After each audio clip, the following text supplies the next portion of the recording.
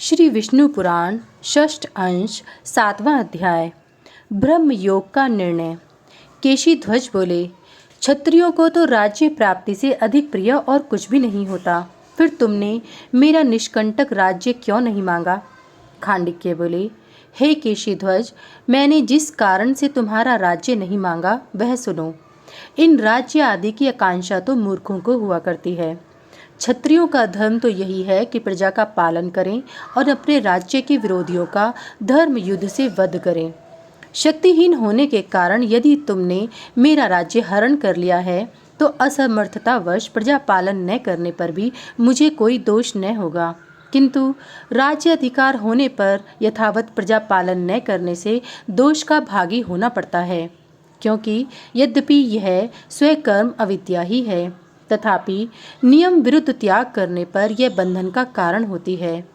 यह राज्य की चाह मुझे तो जन्मांतर के कर्मों द्वारा प्राप्त सुख भोग के लिए होती है, और वही मंत्री आदि अन्य जनों को राग एवं लोभ आदि दोषों से उत्पन्न होती है, केवल धर्मानुरोध से नहीं।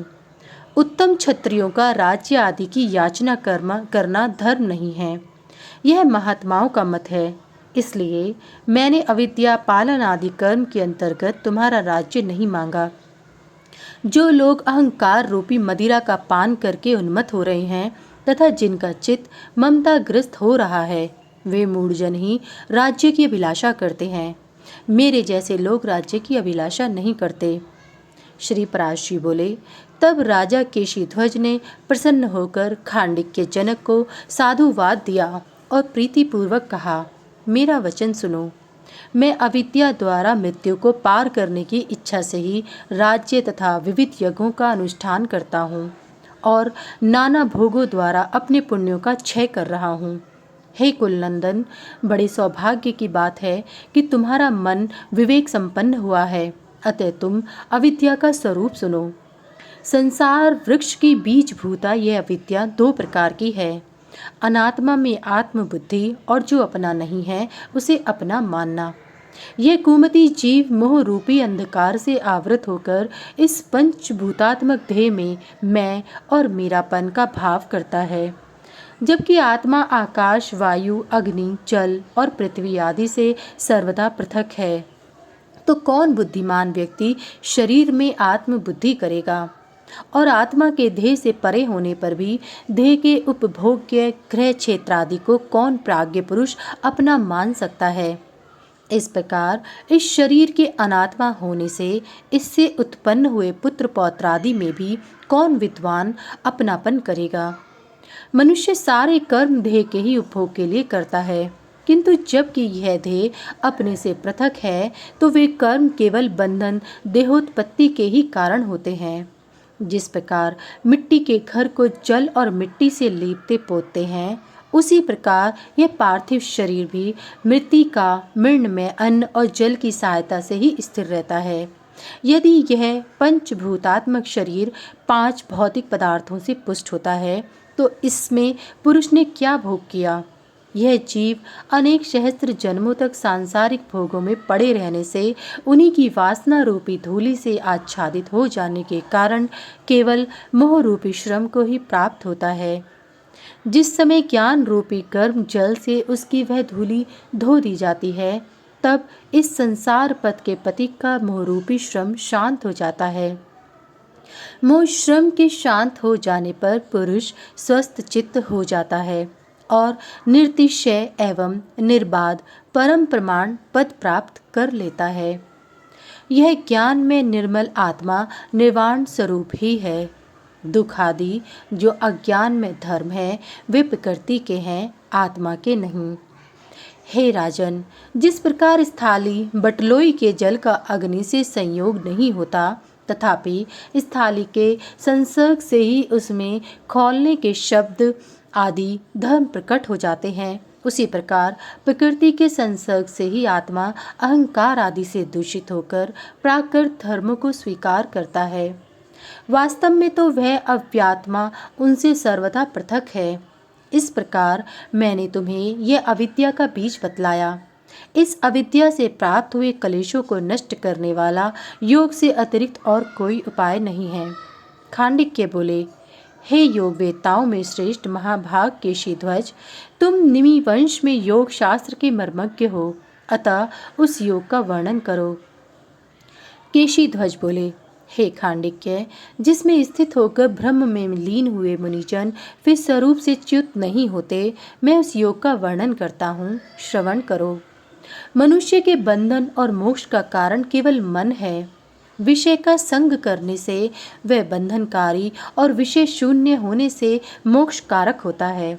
अतः विवेक ज्ञान संपन्न मुनि अपने चित्त को विषयों से हटाकर मोक्ष प्राप्ति के लिए ब्रह्म स्वरूप परमात्मा का चिंतन करे। जिस प्रकार अयस्कांत मणि अपनी शक्ति से लोहे को खींचकर अपने में संयुक्त कर लेता है, उसी प्रकार ब्रह्म चिंतन करने वाले मुनि को परमात्मा स्वभाव से ही स्वरूप में लीन कर देता है। आत्मज्ञान के प्रत्यय भूत यम नियम आदि की अपेक्षा रखने वाली जो मन की विशिष्ट गति है, उसका ब्रह्म के साथ संयोग होना ही योग कहलाता है। जिसका योग इस प्रकार के विशिष्ट धर्म से युक्त होता है, वह मुमुक्षु योगी कहलाता है। जब मुमुक्षु योगी पहले योगाभ्यास आरंभ करता है तो उसे योग युक्त योगी कहते हैं, और जब उसे पर ब्रह्म की प्राप्ति हो जाती है तो वह विनिष्पन्न समाधि कहलाता है। यदि किसी विघ्नवश उस योग युक्त योगी का चित्त दूषित हो जाता है तो जन्मांतर में भी उसी अभ्यास को करते रहने से वह मुक्त हो जाता है। विनिष्पन्न समाधि योगी तो योगाग्नि से कर्म समूह के भस्म हो जाने के कारण उसी जन्म में थोड़े ही समय में मोक्ष प्राप्त कर लेता है। योगी को चाहिए कि अपने चित्त को ब्रह्म चिंतन के योग्य बनाता हुआ ब्रह्मचर्य, अहिंसा, सत्य, अस्तेय और अपरिग्रह का निष्काम भाव से सेवन करे तथा संयत चित्त से स्वाध्याय, शौच, संतोष और तप का आचरण करे तथा मन को निरंतर पर ब्रह्म में लगाता रहे। ये 5 यम और नियम बतलाए गए हैं। इनका सकाम आचरण करने से पृथक पृथक फल मिलते हैं और निष्काम भाव से सेवन करने से मोक्ष प्राप्त होता है। यति को चाहिए कि भद्रासन आदि आसनों में से किसी एक का अवलंबन कर यम नियम आदि गुणों से युक्त हो योगाभ्यास करे। अभ्यास के द्वारा जो प्राण वायु को वश में किया जाता है उसे प्राणायाम समझना चाहिए। वह सबीज ध्यान तथा मंत्र पाठ आदि आलंबन युक्त और निर्बीज निरालंब वेद से 2 प्रकार का है। सद्गुरु के उपदेश से जब योगी प्राण और अपान वायु द्वारा एक दूसरे का निरोध करता है तो क्रमश रेचक और पूरक नामक 2 प्राणायाम होते हैं, और इन दोनों का एक ही समय संयम करने से कुंभक नामक तीसरा प्राणायाम होता है। हे द्विजोत्तम, जब योगी सबीज प्राणायाम का अभ्यास आरंभ करता है तो उसका आलंबन भगवान अनंत का हिरण्यगर्भ आदि स्थूल रूप होता है। तदंतर वह प्रत्याहार का अभ्यास करते हुए शब्द आदि विषयों में अनुरक्त हुई अपनी इंद्रियों को रोककर अपनी चित्त की अनुगामिनी बनाता है। ऐसा करने से अत्यंत चंचल इंद्रियां उसकी वशीभूत हो जाती हैं। इंद्रियों को वश में किए बिना कोई योगी योग साधन नहीं कर सकता। इस प्रकार प्राणायाम से वायु और प्रत्याहार से इंद्रियों को वशीभूत करके चित्त को उसके शुभ आश्रय में स्थित करे। खांडिक्य बोले, हे महाभाग, यह बतलाइए कि जिसका आश्रय करने से चित्त के संपूर्ण दोष नष्ट हो जाते हैं वह चित्त का शुभाश्रय क्या है? केशीध्वज बोले, हे राजन, चित्त का आश्रय ब्रह्म है, जो कि मूर्त और अमूर्त अथवा अपर और पर रूप से स्वभाव से ही 2 प्रकार का है। हे भूप, इस जगत में ब्रह्म, कर्म और उभात्मक नाम से 3 प्रकार की भावनाएं हैं। इनमें पहली कर्म भावना, दूसरी ब्रह्म भावना और तीसरी उभयात्मिका भावना कहलाती है। इस प्रकार ये त्रिविध भावनाएं हैं। सनंदन आदि मुनिजन ब्रह्म भावना से युक्त हैं और देवताओं से लेकर स्थावर जंगम पर्यंत समस्त प्राणी कर्म भावना युक्त हैं। तथा स्वरूप विषयक बोध और स्वर्गादि विषयक अधिकार से युक्त हिरण्यगर्भादि में ब्रह्म कर्ममयी उभयात्मिक भावना है। हे राजन, जब तक विशेष ज्ञान के हेतु कर्म क्षीण नहीं होते तभी तक अहंकार आदि भेद के कारण भिन्न दृष्टि रखने वाले मनुष्यों को ब्रह्म और जगत की भिन्नता प्राप्त होती है, जिसमें संपूर्ण भेद शांत हो जाते हैं और जो सत्ता मात्र और वाणी का अविषय है तथा स्वयं ही अनुभव करने योग्य है, वही ब्रह्म ज्ञान कहलाता है। वही परमात्मा विष्णु का अरूप नामक परम रूप है, जो उनके विश्व रूप से विलक्षण है। हे राजन, योगाभ्यासी जन पहले पहल उस रूप का चिंतन नहीं कर सकते, इसलिए उन्हें श्री हरि के विष में स्थूल रूप का ही चिंतन करना चाहिए।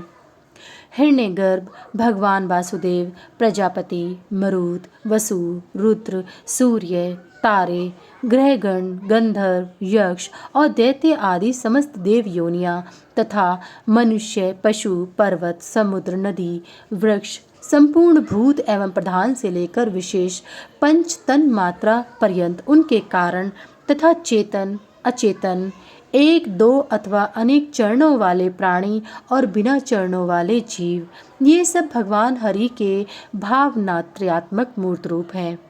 यह संपूर्ण चराचर जगत पर ब्रह्म स्वरूप भगवान विष्णु का उनकी शक्ति से संपन्न विश्व नामक रूप है। विष्णु शक्ति परा है, क्षेत्रज्ञ नामक शक्ति अपरा है और कर्म नाम की शक्ति अविद्या कहलाती है।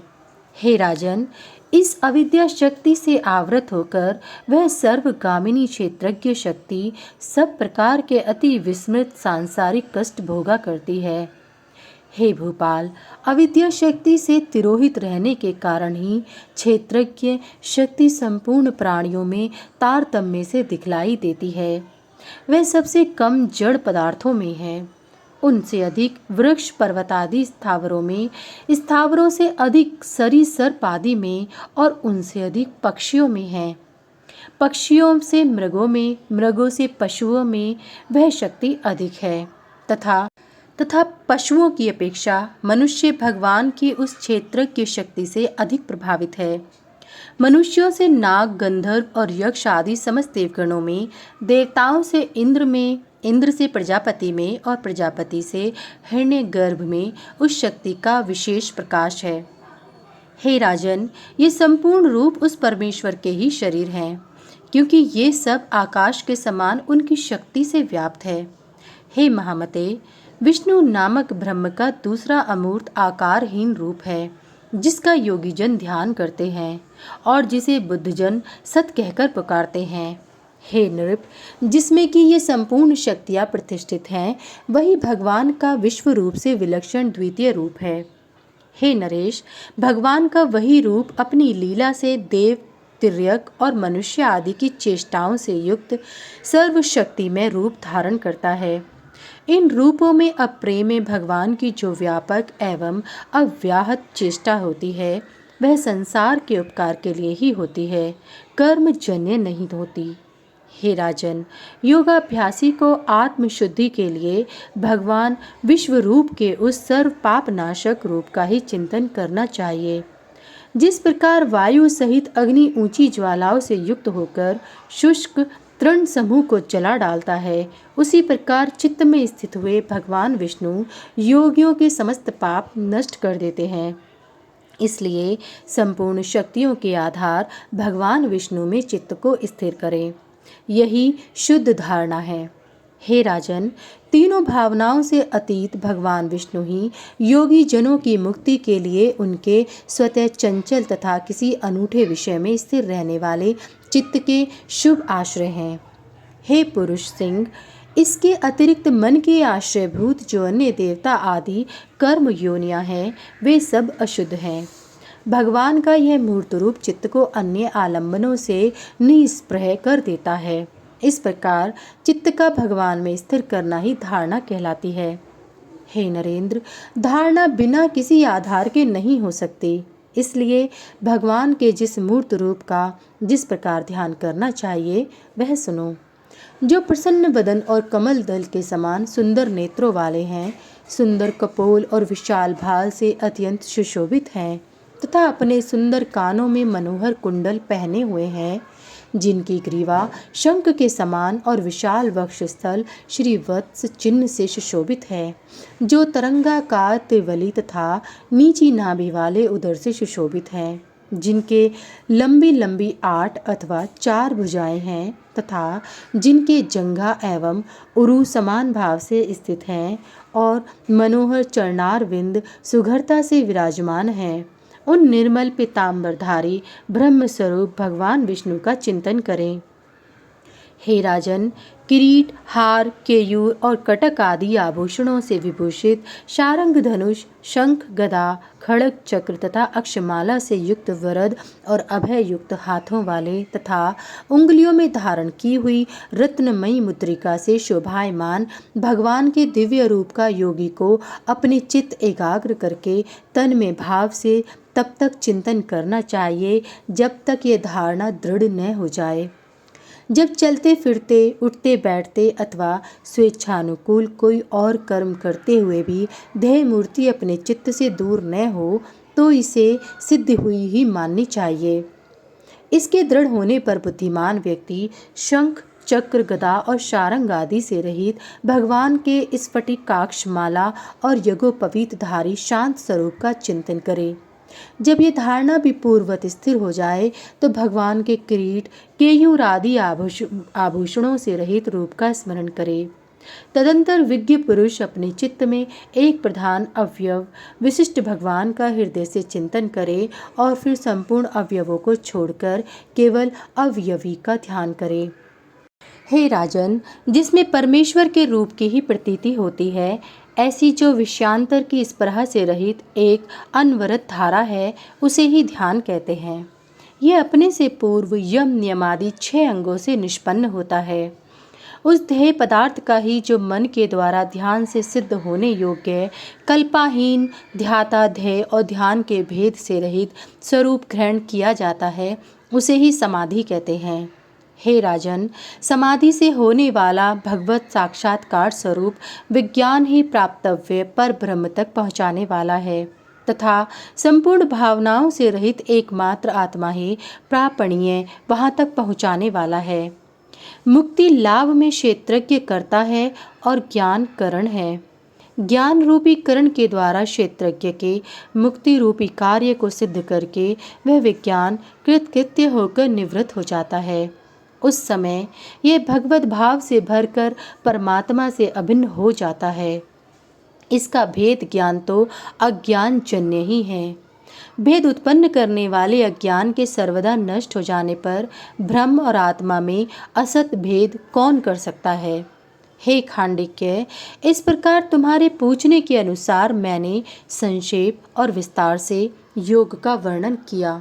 अब मैं तुम्हारा और क्या कार्य करूं? खांडिक्य बोले, आपने इस महायोग का वर्णन करके मेरा सभी कार्य कर दिया, क्योंकि आपके उपदेश से मेरे चित्त का संपूर्ण मल नष्ट हो गया। हे राजन, मैंने जो मेरा कहा यह भी असत्य ही है, अन्यथा ज्ञेय वस्तु को जानने वाले तो यह भी नहीं कह सकते। मैं और मेरा, ऐसी बुद्धि और इनका व्यवहार भी अविद्या ही है। परमार्थ तो कहने सुनने की बात नहीं है, क्योंकि वह वाणी का विषय है। हे केशीध्वज, आपने इस मुक्तिप्रद योग का वर्णन करके मेरे कल्याण के लिए सब कुछ कर दिया। अब आप सुखपूर्वक पधारिए। श्री पराश जी बोले, हे ब्राह्मण, तदंतर खांडिक्य से यथोचित पूजित हो राजा केशीध्वज अपने नगर में चले आए तथा खांडिक्य भी अपने पुत्र को राज्य दे श्री गोविंद में चित्त लगाकर योग सिद्ध करने के लिए निर्जन वन को चले गए।